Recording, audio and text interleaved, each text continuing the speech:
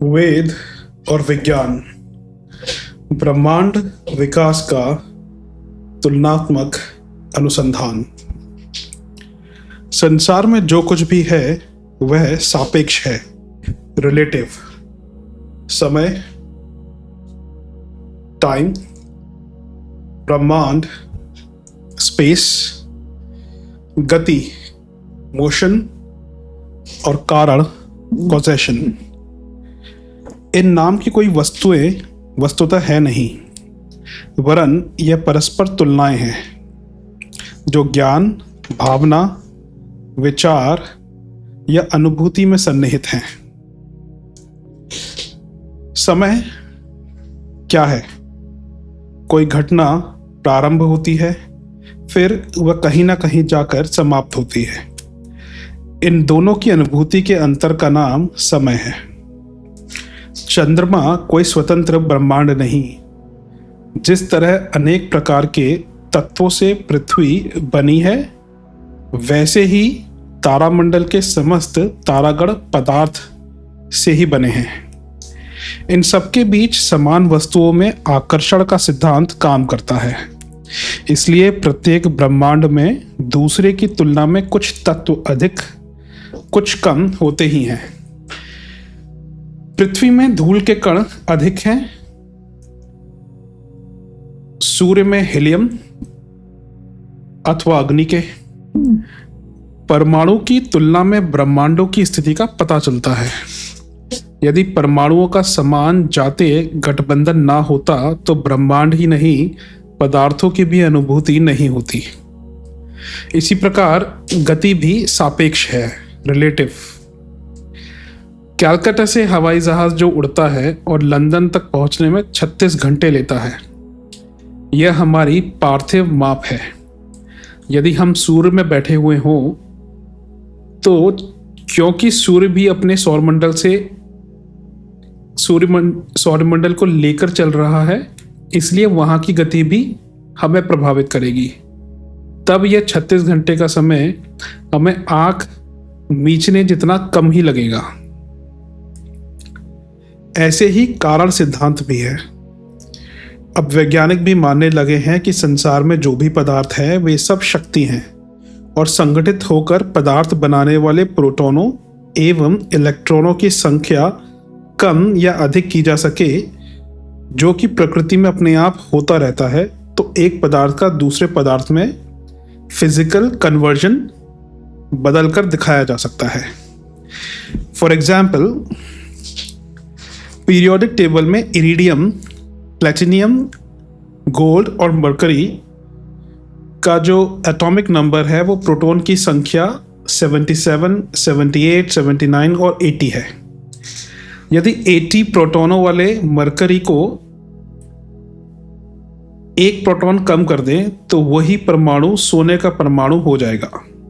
अब यदि उसमें से भी एक प्रोटॉन निकालकर बाहर और कर दे तो वही सोना प्लैटिनम में और प्लैटिनम इरिडियम में, और iridium at the end will convert into osmium, rhenium, tungsten और एट द एंड हाइड्रोजन, जो कि सबसे हल्का तत्व है पीरियोडिक टेबल का।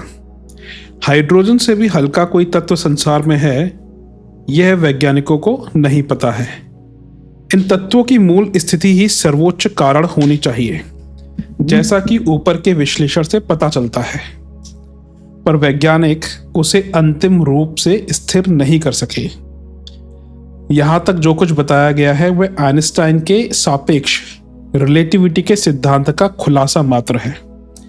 इससे सृष्टि की विकास प्रक्रिया की गहराई में प्रवेश करने का बहुत सा मसाला मिल जाता है। सच कहा जाए तो महावैज्ञानिक आइंस्टीन ने भारतीय तत्व दर्शन की भौतिक सीमाएं पार कर ली थी, पर भाव दर्शन की उन्हें जानकारी नहीं थी। अन्यथा लोग देखते कि संपूर्ण विज्ञान भारतीय आध्यात्मवाद पर ही उतरकर आ गया है। 1922 में सोवियत वैज्ञानिक अलेक्जेंडर फ्रीडमैन ने आइंस्टीन के साथ उपर्युक्त सिद्धांत का गहन अध्ययन कर यह बताया कि इस सिद्धांत का अर्थ यह हुआ कि ब्रह्मांड फैल रहा है अर्थात पहले कभी सारा संसार किसी छोटे से छोटे व्यास वाले बिंदु में समाया था।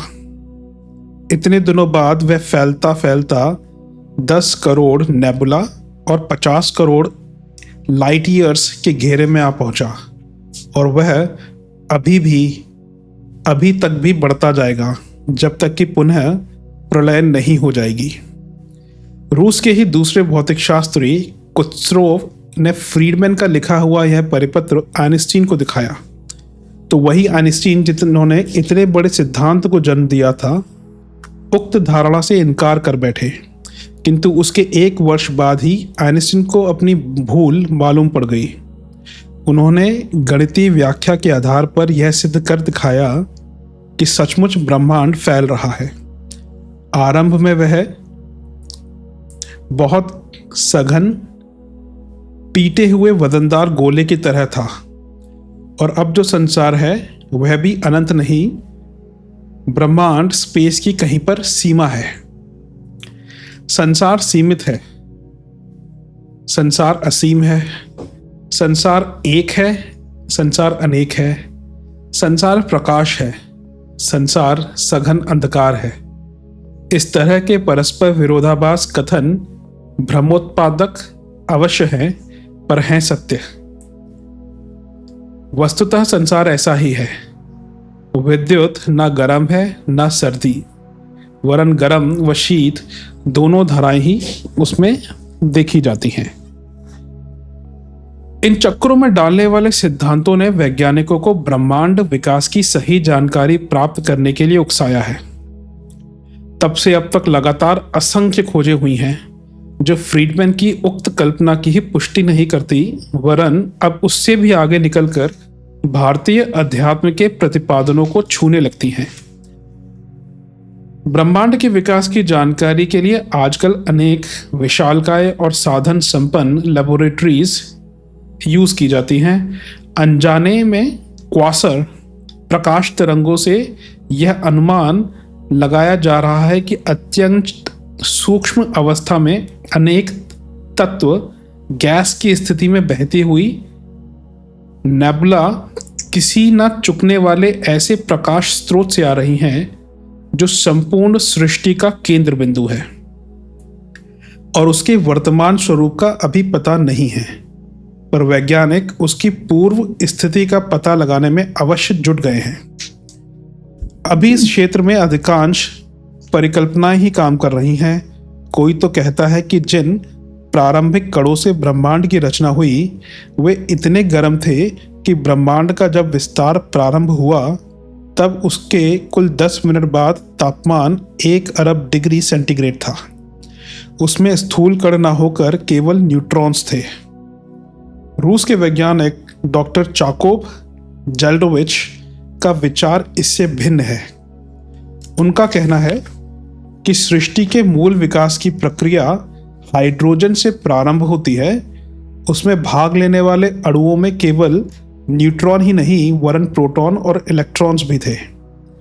अत्यधिक शीत के कारण हाइड्रोजन तक जमे हुए पदार्थ के रूप में था, वही टूट फूट कर बूंद और परमाणुओं के रूप में फैलता चला गया, और तापमान तथा प्रेशर आदि की विभिन्न परिस्थितियों में आवर्ती सारणी के अनेक पदार्थों में बदलता चला गया। आज जो अनेक तारागण पृथ्वी आदि दिखाई देते हैं वे सब इस जमे हुए हाइड्रोजन के ही परिवर्तित और परिवर्धित रूप है। ब्रह्मांड विकास की इस वैज्ञानिक जानकारी को जब सृष्टि उत्पत्ति विषयक ऋषि प्रणीत वेद से तुलना करते हैं तो पता चलता है कि हमारी जानकारियां कितनी अत्याधुनिक तथा दर्शन कितना विज्ञान सम्मत रहा है। विज्ञान की दिनों दिन बढ़ती प्रगति निरंतर भारतीय सिद्धांतों की ही पुष्टि करती चली जा रही है। जो लोग यह सोचते हैं कि भारतीयों ने केवल भावनाओं की ही महत्ता प्रतिपादित की, उन्हें अब यह भी जानना चाहिए कि हमारा प्रत्येक प्रतिपादन भौतिक विज्ञान की ही आधारशिला पर खड़ा रहा है। ऋग्वेद 10:90 पुरुष सूक्त और 10वें मंडल में प्रयुक्त कई सूक्त मंत्र या ऋचाओं में सृष्टि विकास विषयक जो भी निर्देशन है वह न केवल उपर्युक्त वैज्ञानिक अनुसंधानों से मेल खाता है, वरन उससे भी परिमार्जित शुद्ध ज्ञान है। साथ ही उसमें आत्मा के उत्थान और विकास का विज्ञान भी संयुक्त होने के कारण वह मनुष्य मात्र के लिए लाभदायक भी है। भौतिक शास्त्रियों ने हाइड्रोजन सरीखे किसी पदार्थ को ब्रह्मांड विकास का मूल माना है। इस संबंध में सभी वैज्ञानिकों में मतभेद है, जबकि हमारे सभी प्राचीन ग्रंथकार इस संबंध में एकमत रहे हैं कि यह संपूर्ण जगत एक ही पुरुष या परमात्मा की इच्छा या आदि तत्व में शोभ के कारण उत्पन्न हुआ। पुरुष शब्द का अर्थ मनुष्य से जान पड़ता है, पर वस्तुतः पुरुष का अर्थ संपूर्ण जीव जगत में व्याप्त चेतना से है, जो अव्यक्त, अक्षर, अविनाशी और अनादि है। उसे ही ब्रह्मांड कहा गया है, उसे ही परब्रह्म कहा गया है।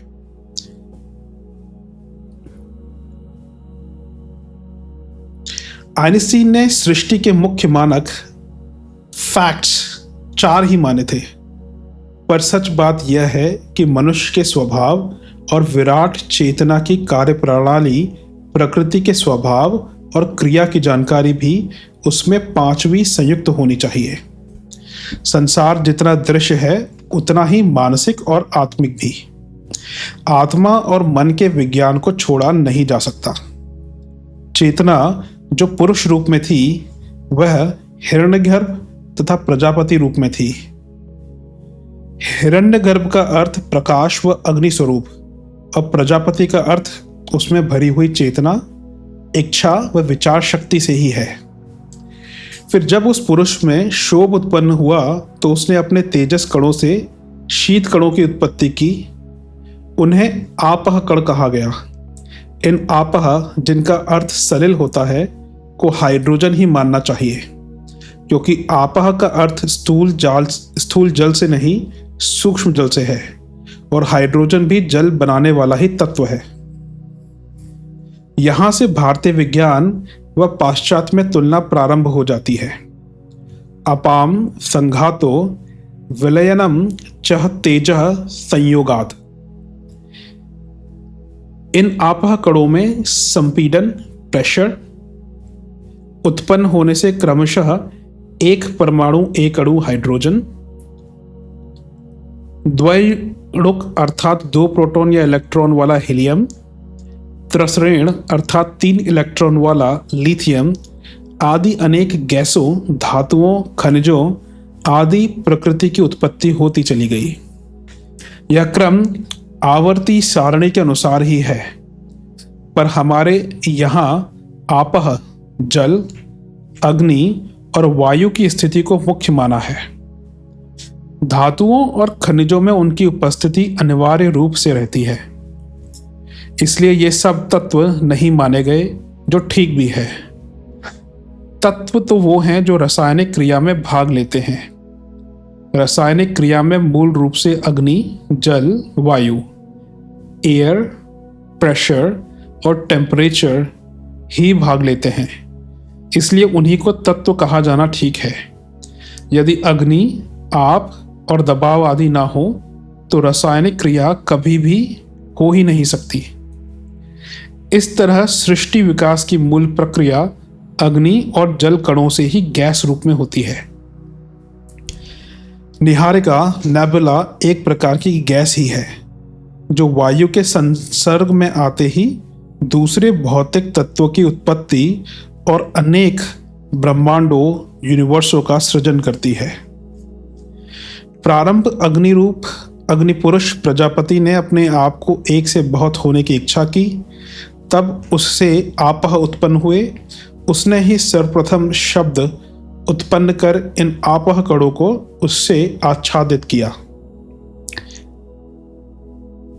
प्रजापति का सिर छिन्न हुआ, उसका रस बहकर आपों में प्रविष्ट हुआ। वह रस ही आता है जो आपह बहते हैं। यह आपा ही गैस अवस्था में जल परमाणुओं वाली निहारिकाएं हैं, जो ब्रह्म से बहती हुई अनेक ब्रह्मांडों की रचना करती है। इससे यह सिद्ध होता है कि जहाँ विज्ञान वाला भाग वेद और भौतिक विज्ञान दोनों में मिलता जुलता है, वहाँ पुरुष का अर्थात ईश्वर का सिद्धांत गलत नहीं होना चाहिए। भारतीय तत्व दर्शन की पुष्टि में साइंस का यह सिद्धांत बड़ा सहायक सिद्ध हुआ है कि आपह में शब्द को आच्छादित किया। अंतरिक्ष दुंदुभयो वितना वदंती अधिकुंभा पर्यायंती, जैमिनी 2/404, अर्थात अंतरिक्ष में दुदुम्बी के समान विस्तृत और सर्वव्यापी परम वाक ध्वनि होती रहती है। अब तक यह बात समझ में आने वाली ना थी, पर जब सूर्य की खोज करते करते सन 1942 ईस्वी में मकीक्रय ने इस तरह की ध्वनि सचमुच सुनी तो वह आश्चर्यचकित रह गया। उसने अपनी physics of the sun and stars book के 83 पेज पर लिखा है, श्री J.S. डे द्वारा वर्णित सूर्य से आने वाली ध्वनि सोलर वॉइस गलत नहीं है, वरन सूर्य की ध्वनि की तरह ही और भी तारामंडलों गैलेक्सी से ध्वनि तरंगे आ रही हैं। वे सौर घोष के समान ही है। उनका अनुसंधान किया जाना बहुत आवश्यक है। इस कथन से यह सिद्ध होता है कि आकाश कहीं भी शून्य है ही नहीं। यदि ऐसा होता तो ध्वनियां नहीं आती। शब्द कंपन किसी न किसी माध्यम से ही चलते हैं। वैज्ञानिकों की ये खोजें जब उस आदि केंद्र तक पहुंचेंगी जहां से ब्रह्म प्रकीर्ण होता है, तब न केवल समय व ब्रह्मांड सीमित हो जाएंगे, वरन समस्त वाक भी ओम जैसी किसी विराट ध्वनि में समाये दिखाई देंगे। वहां सापेक्ष कुछ भी नहीं होता, सब कुछ अमर, आनंदमय और परिपूर्ण होता है। उसे प्राप्त करने का भाव विज्ञान भी आइंस्टीन और दूसरे वैज्ञानिक प्रकट कर सकें, संसार का दिग्भ्रम तभी दूर हो सकता है। उस मूल निरपेक्ष अव्यक्त और अक्षर चेतना तक आत्म चेतना की गति का वैज्ञानिक विश्लेषण अन्यत्र करेंगे। उसके लिए यह जानकारी बहुत सहायक होगी।